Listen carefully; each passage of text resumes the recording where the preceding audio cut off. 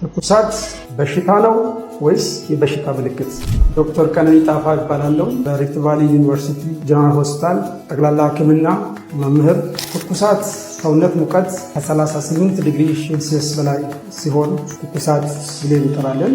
የጤነኛ ሰው የሰውነት ሙቀት መጠን ለአዋቂ ከ36.1 እስከ 37.2 ዲግሪ ሴልሲየስ ሲሆን የህፃናት ከ36.5 እስከ 37.5 ዲግሪ ሴልሲየስ ነው። የትኩሳት መንስኤዎች ተላላፊ የሆኑ በሽታዎች ሊሆኑ ይችላሉ። ለምሳሌ በቫይረስ፣ በባክቴሪያ፣ በፈንገስ ሊመጣላቸው።